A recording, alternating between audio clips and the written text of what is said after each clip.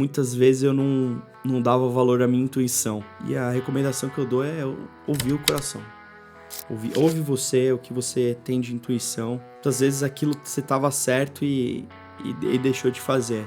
Hoje nós temos aqui um empresário chamado Felipe Spina, já autor de 4 livros e também founder e CEO da Maestro. Chegou o momento que você estava preparado, né? Que difícil vem a sorte sem você preparação, né? Se for olhar assim, cara, eu tô trabalhando com a ABM desde 2017, estudando, fazendo, errando, aprendendo. Não vai ter sorte, né? Vai ter um momento certo que aquilo vai acontecer. Pode dizer que você trouxe o ABM para o Brasil? Ah, isso aí já é muita pretensão? Eu acho muito ousado, mas assim, não que a gente trouxe, mas que hoje a gente cria muito material sobre isso, com certeza.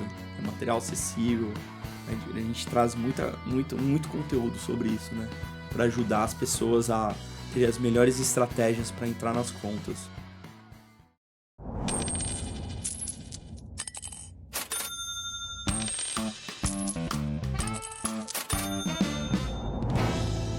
Olá pessoal, mais uma vez então a podcast O Caminho do Sucesso.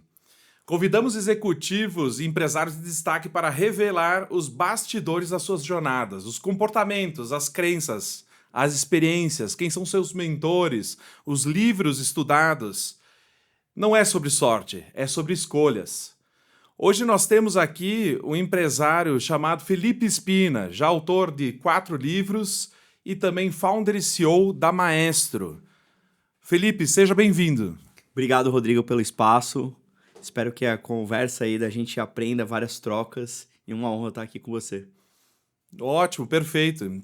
Então, Felipe, para a gente poder trilhar esse caminho do sucesso e o pessoal acabar conhecendo, né, o Felipe Spina em si, sempre é bom a gente iniciar com a sua jornada dentro de casa, né? A sua infância, adolescência, os seus estudos, como é que transcorreram nessa etapa da tua vida? Boa. Acredito que eu tive uma infância com meus pais muito presentes, né? Eu nasci na Zona Norte de São Paulo, aqui, né? Então, eu sou filho único, imagina, pai e mãe, cuidando com as condições que eles tinham, assim, né? Pra mim, foi uma honra, assim, de tudo que eles puderam de me ensinar, principalmente de caráter, meus pais, assim, não tinham muito dinheiro, mas tinham muita forma de dar o melhor pra mim, né? Então, assim, por exemplo, que eles ensinavam o que que era a verdade, o que que era um trabalho honesto, sabe, super verdadeiro. Então, acho que isso me pegou muito na infância, né? Então, eu sempre tive uma infância, joguei muito videogame, assim, era muito mais, uma infância muito mais solo, assim, a escola e brincava, assim, né, com o pessoal. E foi um pouco disso, né? Estudando, né? Nunca fui o melhor aluno, mas sempre eu descobri as melhores práticas de encontrar o que eu queria fazer na vida, né? Então, eu gostava muito de computador, gostava muito de videogame. Eu achava que eu ia construir jogos, quadrinho, alguma coisa eu ia construir. Acho que agora eu entendi o que que eu construí, que é o software que eu tenho hoje, Perfeito. que veio lá da infância. Uhum. Mas sempre gostei, né? Acho que não à toa os livros foram meio que orgânicos nessa fonte, né? De construir coisas. Gostava de construir Lego, gostava de construir gibi, quadrinho, assim, fazendo, de revista. Eu adorava isso, montar, né? Criar. Então sempre foi um prazer fazer isso, esse Perfeito, lado. perfeito. E os teus pais, até pra gente ver da onde surgiu as inspirações, qual que era a profissão que eles acabam desempenhando? Legal. Minha mãe, psicóloga, né? Então ela é terapeuta junguiana. Meu pai, vendedor porta em porta. Sempre foi vendedor, representante de etiqueta, de rótulo. E, e no final, assim, infelizmente, meu pai não tá mais aqui entre nós, né? E hoje eu consigo falar sobre isso, né? Uma coisa que eu tava sempre, ainda é muito recente, mas Foi em que ano, Felipe? 2023. 23. Ele sempre trabalhou com vendas, um cara bem assim, bem honesto, bem É um cara super trabalhador, né? Bem trabalhador e com as limitações dele, né? Ele tinha dislexia, tudo, mesmo com as limitações dele, ele conseguiu, né? Montar toda a nossa família, né? Ele não terminou os estudos, não tinha conseguido, mas ele, assim, sempre ensinou, né? Então, acho que eu peguei um pouco do background dos pais, né? Minha mãe, Provavelmente. psicóloga, professora, ela era professora de psicologia e psicóloga. Eu dava aula no escola municipal, né? Então, principalmente no ensino médio, na disciplina de psicologia. Inclusive, eu tive aula com minha mãe, foi um dos desafios da vida. E Legal. peguei um pouco disso, né? Que também eu dou aula, né? Eu não deixo de dar aula, né? Hoje também eu dou aula nas minhas certificações de ABM, que são os cursos da própria Maestro. E pegar um pouco dessa parte de vendas e psicologia do meu pai e minha mãe. Então, esses dois backgrounds aí hoje eu levo pra vida. Perfeito. E você, assim, se recorda de alguma crença ou frase na infância que ficou marcada para ti e ainda te guia, assim, nas tuas decisões do dia a dia? Tem diversas, assim, acho que o que vem pela minha cabeça, assim, é sempre muito da veia do meu pai e minha mãe, né, de execução, né, não deixar para amanhã o que você pode fazer hoje, né, muito a presença. Acho que a Uhum, presença é uhum. fundamental, assim, né, muita gente reclama de não ter pais presentes, eu não tenho isso, sabe, eles foram deram o melhor que eles podiam, que foi muito amor. Acho que a melhor dedicação que você pode dar hoje de presença é o tempo. É o Perfeito. tempo de qualidade, um tempo é, educando, ensinando, que é isso que a gente leva pro resto da vida, né? Totalmente. E na questão, então, dessa entrância aí de educação, o que que você acabou trilhando nessa tua jornada na educação? Você, então, formou em segundo grau e transcorreu para que tipo de academia? Eu acho que é legal, assim, eu me formei, eu peguei o ensino médio técnico, minha mãe era professora numa escola aqui em São Paulo, que era Oswaldo Cruz, né? Ela era uma escola muito boa de química, de farmácia, inclusive eu fiz faculdade no Oswaldo Cruz. E Faculdade de quê? eu fiz faculdade de web design, Web designer, primeira turma olha. de web design. Mas antes disso, eu gosto de contar essa história, né? O ensino médio, eu comecei fazendo ADM, e aí no sexto semestre eu quero mudar para publicidade. Vi que publicidade era um negócio que eu gostava de criar coisa, criar tipo de conteúdo, de anúncios, né? Eu gostava muito dessa parte de roteiro, de história, né? E principalmente na área criativa, de desenhar, né? Não que eu seja um bom desenhista, assim, né? Mas eu gostava de criar. E mudei para publicidade, né? Então, e aí eu tinha um ensino, à tarde era técnico, de manhã era normal, né? Então eu ficava na escola full time ali, trabalhando com isso, né? Então acho que isso foi um desenvolvimento. E nisso, né, tava começando o digital ali. Foi em 99, né? 1999. E aí em 2000 ganhei o computador, tinha computador em casa, disquetão lá. Eu comecei a mexer no HTML. E aí eu falei, cara, que legal isso aqui, né? E aí tinha um trabalho de biologia, professora Edna. Professora Edna de biologia pediu para entregar um trabalho sobre DNA. Cara, eu falei, cara, não sei nada de DNA, né? Procurava coisa na internet, todo mundo entregando no PowerPoint 97. Microsoft PowerPoint 97 naquela época. E aí eu falei, cara, eu vou fazer diferente. Tô aprendendo aqui HTML, tinha feito um curso aí no Senac, na Impacta, onde eu aprendi HTML. Um dia eu queria gravar com o Célio aqui, ô Johnny. Queria gravar com o Célio aqui da Impacta, que é um cara, que é o presidente da onde eu aprendi. Eu ganhei um prêmio com ele uma vez como de digital em 2017, na RD eu ganhei um prêmio de profissional digital do lado dele. Então eu aprendi HTML, cheguei lá, apresentei a professora Edna, peguei um script de JavaScript de lá, tinha o DNA, a molécula, e aí, tipo assim, não tinha nada, só tinha o JavaScript, uma página passando pela outra, e aí eu coloquei o nome da professora, Edna, no meio da molécula. Ela ficou encantada. E ela falou, caramba, como é que você fez isso? Não, professor, se quiser eu coloco o meu também. Eu coloquei lá Felipe. Ela falou, nossa, incrível. Não sei o quê, não tinha nada de DNA, tirei 10. O professor falou, nossa, que fantástico, o que você fez? Então, tipo, um assunto, eu falei, cara, já sei, eu domino alguma coisa aqui. né? Então aquilo já tinha um feeling. É isso que eu quero seguir. Então eu fiz a faculdade de web design. Então eu comecei a fazer site e trabalhar como front-end. Isso em que ano? Eu fiz a faculdade, eu entrei em 2002, desculpa. 2002 eu entrei na faculdade, me formei em 2004, era um curso tecnólogo, foi a faculdade que eu fiz, a única faculdade. E aí eu já na faculdade eu estava estagiando numa agência.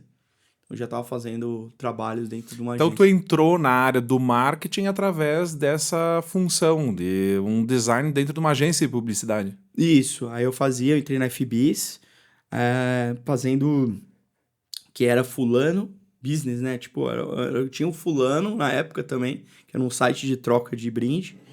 E aí eu trabalhei nessa parte ali, codando o site, né? Fazendo o front-end mesmo. Dessa parte, que nem tinha esse nome front-end, era mais fazer HTML, CSS, né? Aquela coisa, né? Bem na época que tava mudando de table para tableless, né? Tabela, que a galera fazia muitas tabelas lá, fazia código. Eu fui muito nessa parte de código, né? Então, comecei nessa parte mais técnica, em código, fiz isso até final de 2009, basicamente, assim. Fiquei um bom tempo fazendo isso. Quando eu morei na Austrália também, eu fiz um pouco disso, de trabalhos por fora. Em que ano você acabou indo para a Austrália para poder, então, Legal. fazer essa fase da tua vida? É legal. Tem até um videozinho no Instagram, né? Eu te mostrei. Tava fixado lá, que é minha história na Austrália, né? Então, 2007 eu levantei essa ideia. Assim, cara, eu quero morar. Eu trabalhava na prefeitura de São Paulo nessa época.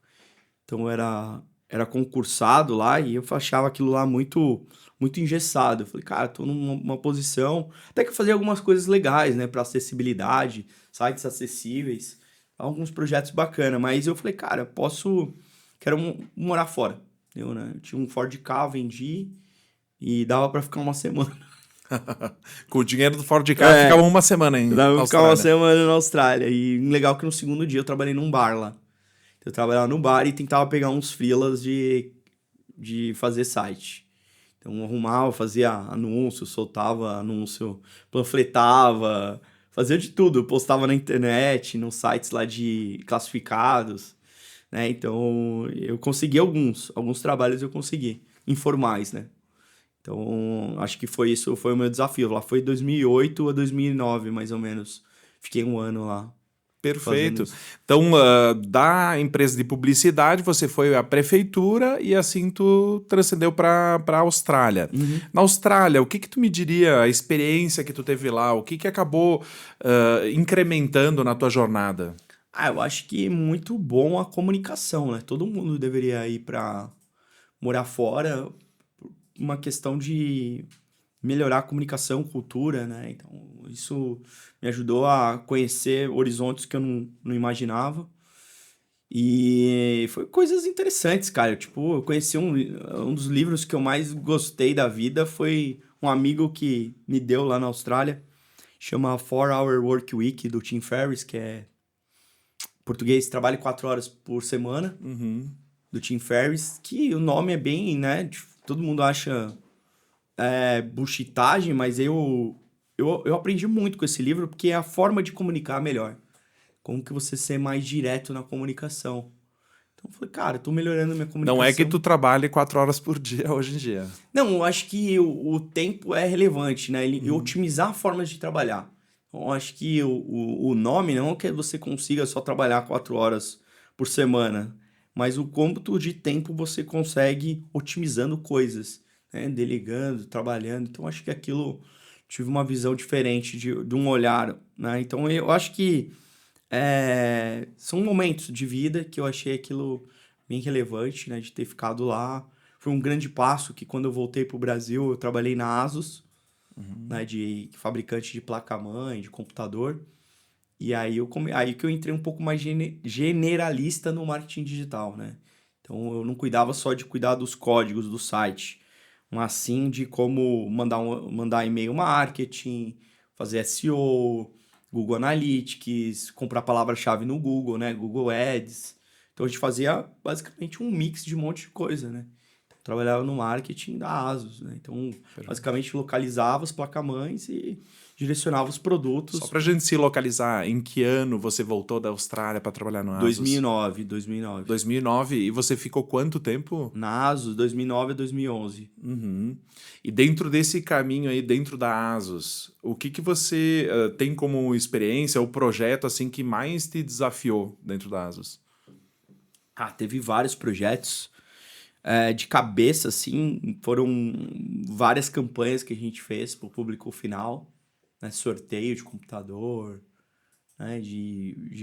Cara, muita coisa legal de campanha que a gente construiu durante esse período, né? Então, acho que isso tinha um pouco, né, de assets que a gente tinha que localizar, que vinha de fora, mas a gente conseguia fazer coisas legais aqui, né? Eventos, tinha uns projetos bem interessantes, né? Que a gente utilizava, canais diferentes, né? Então, Eu me acho que lembro nessa época aí, bom, isso se passam então 15 a 16 anos, né?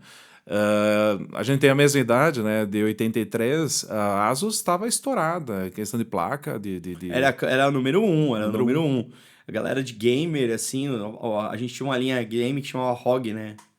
E, cara, era muito bacana, assim. Era uma linguagem também totalmente diferente.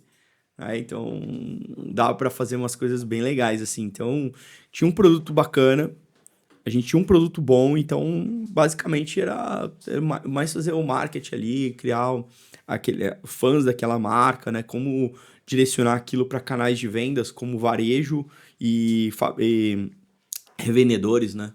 Então, a gente fazia esses dois cenários para aumentar as vendas. Qual que era o tamanho da equipe de marketing lá na Asus? Cara, Né? menos de 5 pessoas, era bem pequena na época, sim. Então, tu pode dizer que tu acabou tendo que ter habilidade em diversos setores aí dentro do Fazia bastante marketing. coisa. Fazia bastante coisa, então a gente conseguia, cara, fazer coisas bacanas, assim, com pouca gente, né? Acredito que depois que eu saí, deve ter crescido bastante ali, né? Porque eu vi ali e falei, cara, é uma função ali de coisas. E eu não tava sabendo ainda como explorar aquilo que eu queria. Não tinha ainda esse feeling, né? Então, isso em 2009, no final de 2011.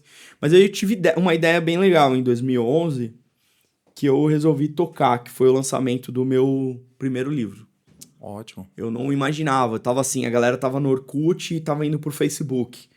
E aí eu comecei a fazer eu saí da Asa, eu fui para uma agência que começou a fazer trabalhos em redes sociais, né? Twitter, sei lá, as redes sociais que tinha naquela época, né? Não só de...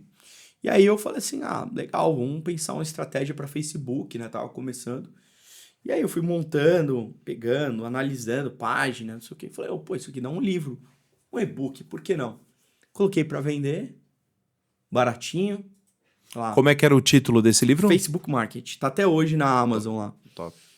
Coloquei ele para vender, cara, vendeu dois, começou a vender. Inclusive, eu acho que foi o livro que eu mais vendi até hoje. Caramba. Vendi 30, 40 por dia, sim. Porque o alcance no Facebook naquela época era muito... Você postava qualquer coisa e chegava para todo mundo. Né? Então, fazer aquilo com frequência. E tu pode dizer que isso aí foi um aprendizado dentro da Asus. Da Asus, de tudo, né? De tudo. De tudo que eu fui fazendo, né? Eu falei, cara, coloquei o site no ar, coloquei vender. E engraçado que nessa época, cada e-book, meio que eu pagava, e mandava por anexo. Né? A pessoa me pagava no PagSeguro lá, e eu mandava por anexo para cada um. Então, mandando para cada pessoa. Uau, um trabalho, hein? Legal. E aí eu não tinha essa... Hoje que você baixa, já recebe automático, né? Hoje tem plataforma, né? Hotmart, sei lá, as plataformas hoje. Mas isso foi bem no começo. Aí eu falei, cara, foi legal, foi um aprendizado, né? Lançar o livro, pô, abriu portas. Aí eu fiz a minha primeira palestra na vida, foi em Recife. Esqueço até hoje, 2012, né? 300 pessoas, primeira palestra minha. Uau, e era sobre que assunto? Sobre Facebook Marketing. Facebook. E aí eu fui convidado para vários lugares para falar sobre esse tema depois. Né? Eu palestrei no RD Summit em 2014, palestrei em outros eventos. Eu lancei um segundo livro em 2013, né, o Technical Marketing, pegando essa experiência da Asus mesmo, de vender produtos. Aí eu lancei um segundo livro. E aí fiz a turnê do segundo livro, fui palestrando em lugares também diferentes que eu nunca tinha ido. Abriu portas bastante, né? O pessoal começou a me chamar pra palestrar em lugares. Eu falei, pô, é legal, um começo. E aí palestrei na RD 2014, fui palestrar em Porto Alegre. Diversos lugares eu acabei participando, né? Então E isso essas palestras sempre encabeçado pela questão dos livros que tu escreveu, né? Uhum. Mas voltando à questão da caminhada profissional, depois da Asus, aí tu acabou transcendendo para qual Fui para uma caminho? agência que eu lancei o livro, né? Trabalhei em duas agências e aí eu fui convidado para abrir uma página no Facebook que é a Stella Artois. Que aí foi uma agência contratada pela Ambev. E aí a gente abriu a página, tocou ali os anúncios, investimento agressivo, fizemos coisas legais. Que a Stella Artois patrocinava Cannes, levou uma pessoa lá para Cannes, levou uma pessoa para Bélgica no Natal. Fizemos coisa muito interessante, assim, de estratégia bem legal, assim. Então, tava meio com um mix ali de coisas que é muito direcionado. E aí eu caí muito mais para Facebook Ads, né? Fazer anúncios no Facebook. E na época existia aquele painel da Meta e tal? Tinha, Já tinha, existia já tudo? existia, já existia. A gente usava, compra por cartão de crédito, depois foi umas primeiras compras por invoice aqui, né? De você pagar com um boleto, né? Então fui vendo a evolução disso, né? Uhum, Que perfeito. aí eu fui trabalhando com essa Estela, depois eu fui para uma outra agência, comecei a trabalhar com outras contas, também bem interessante. E aí, quando eu palestrei no RD em 2014, legal, faz um parênteses aí na história. Em 2014 foi um ano que eu resolvi fazer curso fora também. Então eu resolvi fazer um curso de inovação pela Harvard, e aí tinha em Boston, eu escolhi na Índia. Fui para Mumbai, fiquei uma semana na Índia. Foi bem interessante esse curso. Eu queria muito fazer na Índia porque eu tive chefe indiano também na Legal. Austrália, né? Então fazer alguns freela lá para uma quando eu fazia site, né? Tinha uma agência de turismo e o chefe era indiano, trabalhava no barco muito indiano. E eu vi que os indianos eram muito hard work, igual o brasileiro, né? Trabalha Uhum, pra caramba. uhum. E eu tinha um sonho de conhecer a Índia, então em 2014 eu fui, realizei esse sonho, conheci a Índia, fiz curso lá, né? Isso aí, visitei a maior favela da Ásia, lá em Dharavi, em Mumbai, fui para Nova Delhi, conheci o Taj Mahal. Em 2014 fiz essa imersão pela Harvard Business School lá, que foi um Executive Education, uma semaninha ali, Uhum. e foi bem legal, que aí conheci gente trabalhando em diversas áreas que estavam construindo, né? Então, achei bem legal, assim, o do curso, né? Para Sobre especializar em inovação.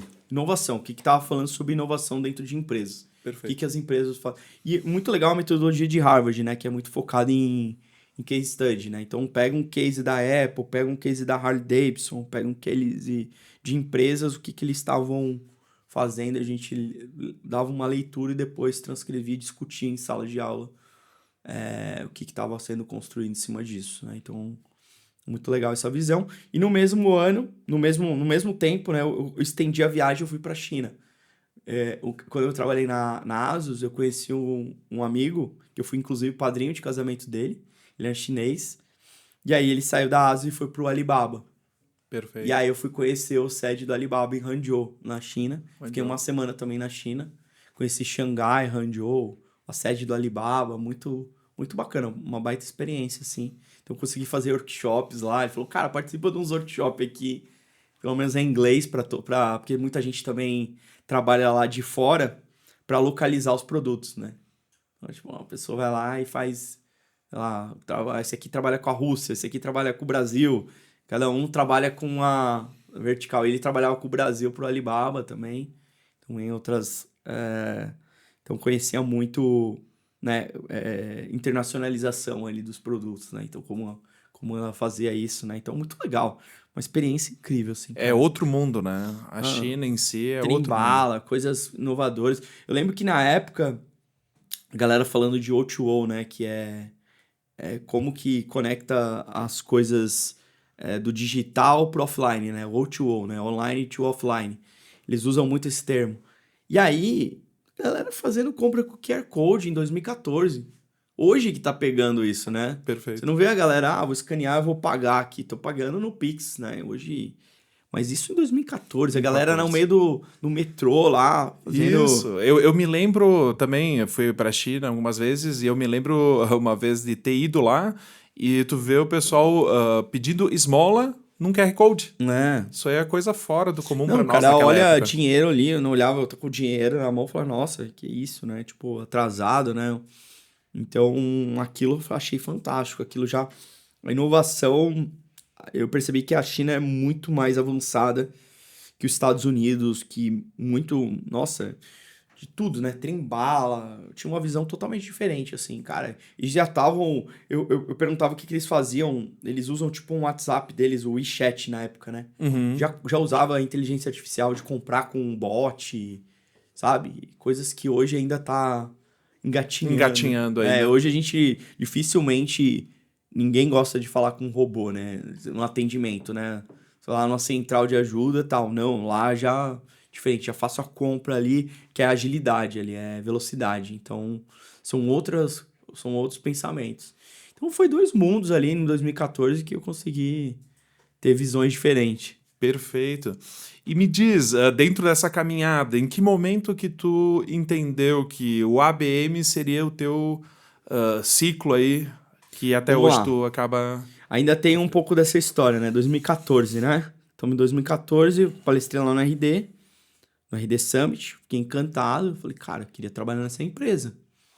E aí, em 2015, 10 anos atrás, exatamente agora, eu fui pra RD trabalhar lá, morei em Floripa.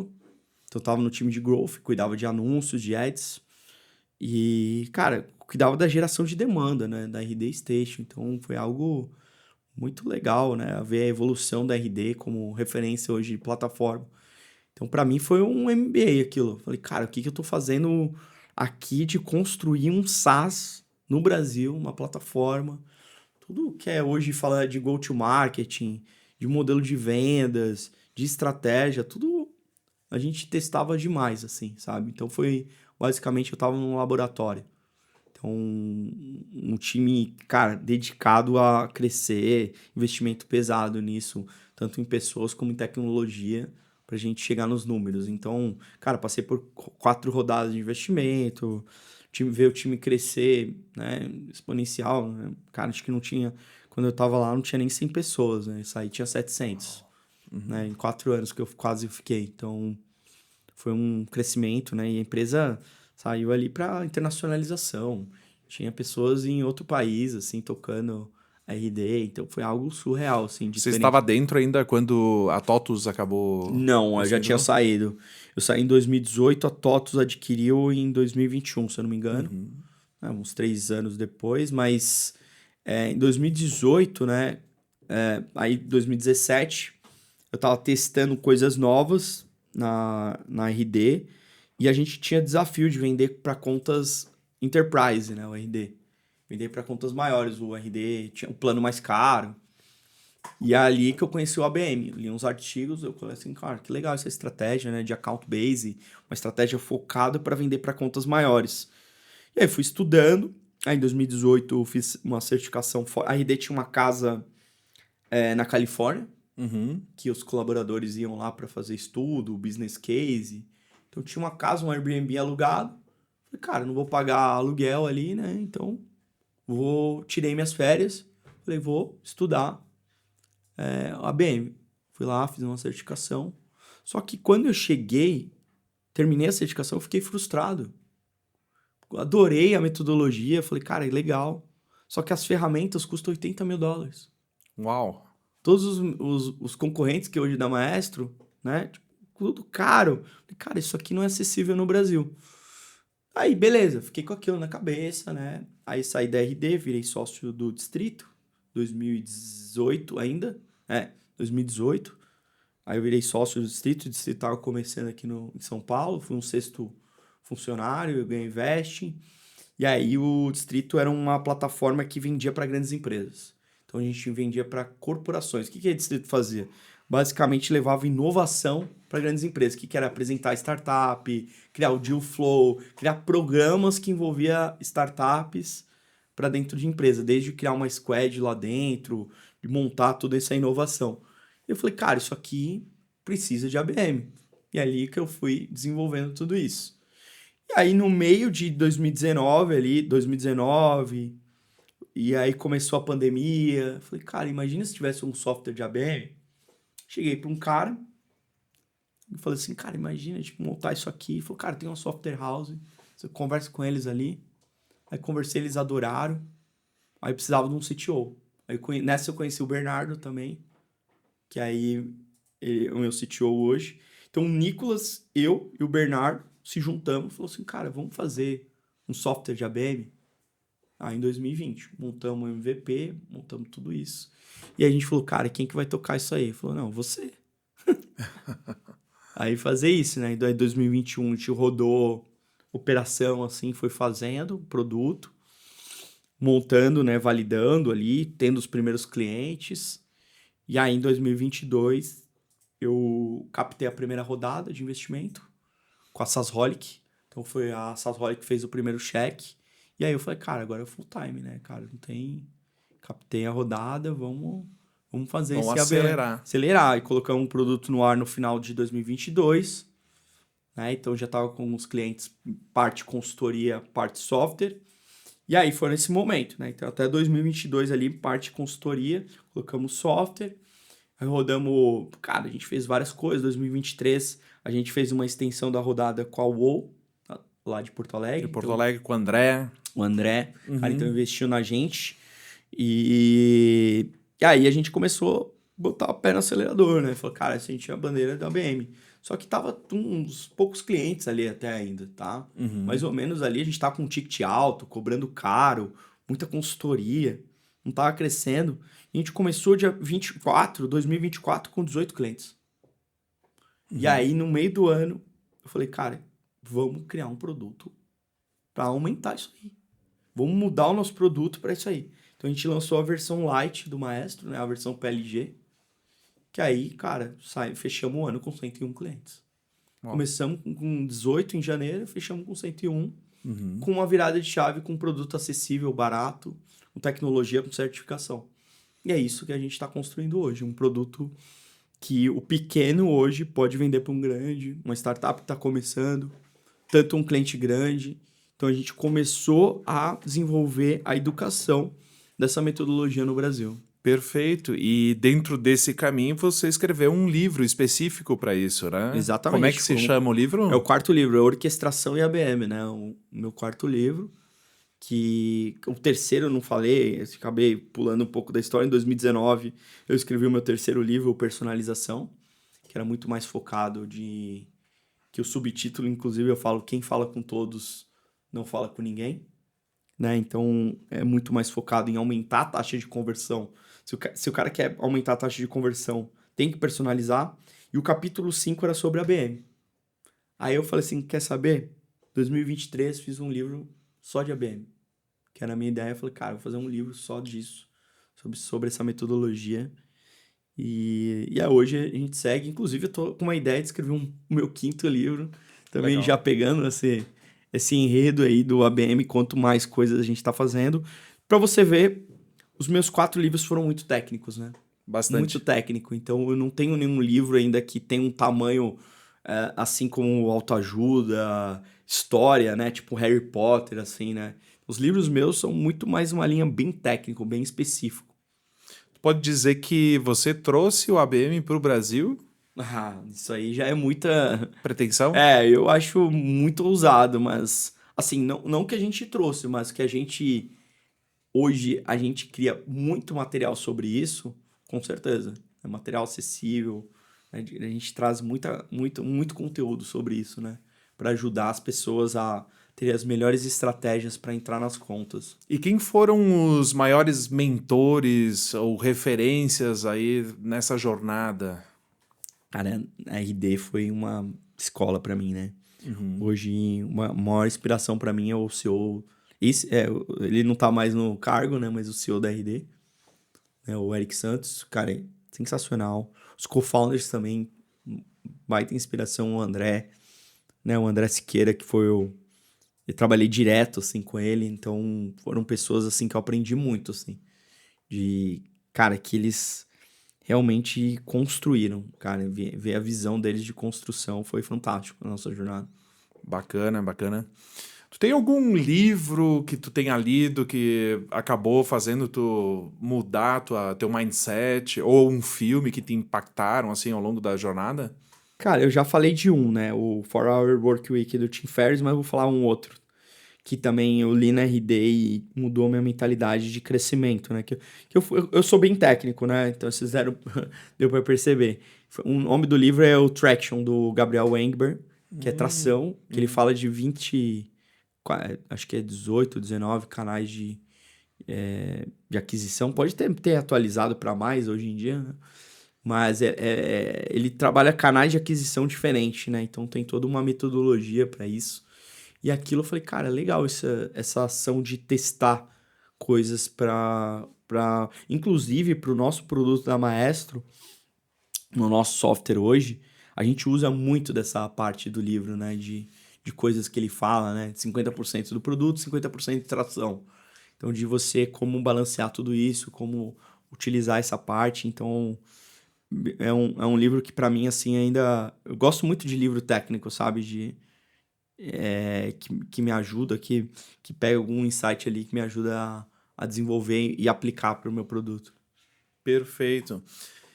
Tu tem alguma frase que te acompanha, que tu acha que é pertinente colocar aí pro público aí que tá assistindo a gente? A frase que eu começo sempre é a minha apresentação, né? Tenho duas, né? A que eu começo e a que eu encerro, mas a primeira é conquistar é melhor que convencer. Boa, boa. Conquistar é melhor do que convencer. E o ABM é isso aí mesmo, né? O processo de Conquistar. conquista demora, não é, Uhum. não é só empurrar, né? É um namoro. Quando tu vem de enterprise, é isso daí. Tu vai namorando aos poucos até criar a conquista, né? Ah, tu tem, de repente, alguma coisa que tu te orgulha com bastante... tem bastante orgulho dentro dessa toda essa jornada, essa caminhada? Cara, eu tenho bastante orgulho a minha família, né? Meus pais, de por ter apoiado tudo isso, né? Eu ter construído também essa, digo, ousadia de empreender, né? Que a gente sabe que todo mundo que é empreendedor sabe o quanto é difícil carregar o piano nas costas. Mas eu acho que eu sou muito feliz, muito grato por tudo que eu construí, né? Os livros, a empresa, tudo que a gente vem moldando hoje. A gente errar também é caminho. Com certeza. Eu acho que dentro da jornada do caminho de sucesso a gente acaba errando muitas vezes, né? Errando, aprendendo, renovando, enfim. Agora, passando literalmente a linha 200, né? Dos 40. O que tu vê para o futuro, pela frente, assim? Acho que cada vez mais a gente vai pra dentro de nós mesmos, né? A gente vai olhar, a gente vai ficando mais velho, a gente vai ficando mais sábio, né? Eu acho que muitas vezes eu não dava valor à minha intuição. E a recomendação que eu dou é ouvir o coração. Ouve você, o que você tem de intuição. Muitas vezes aquilo que você estava certo e deixou de fazer. E eu acho que pro futuro já cada vez mais a gente olhar para dentro, né? É uma coisa que o exercício, esse fato, né, de estar próximo, né? Não consigo prever muitas das coisas, mas eu acho que o que eu vejo, o que eu mais gosto de fazer é melhorar a comunicação, é melhorar essa forma de ajudar, aproximar, educar. Então, não me vejo outra maneira de fazer outra coisa, sabe? Perfeito. Bom, foi muito bom aí conhecer a tua história, viu, Felipe? Eu acho que deixou vários insights aí para um caminho assim de grande sucesso. Eu queria finalizar te perguntando, o que que tu avalia sobre a questão daquela, sempre aquele nome que o pessoal tem vários tipos de contextualização como entendimento. A sorte, pra ti, o que que é sorte? Cara, esse é o momento, você tá... Chegou o momento que você tava preparado, né? Acho que difícil vem a sorte sem você preparação, né? Se for olhar assim, cara, eu tô trabalhando com a BM desde 2017, estudando, fazendo, errando, aprendendo. Não vai ter sorte, né? Vai ter o momento certo que aquilo vai acontecer, né? Então, eu acho que são pequenos passos, mas você vai conquistando dia a dia e chega esse momento. Ótimo, perfeito. Então, Felipe, obrigado aí por tu ter, né, escutado nosso convite. E assim, pessoal, lembre-se, o caminho do sucesso é feito de escolhas e propósito. Então, até o próximo episódio da Podcast. Um abraço!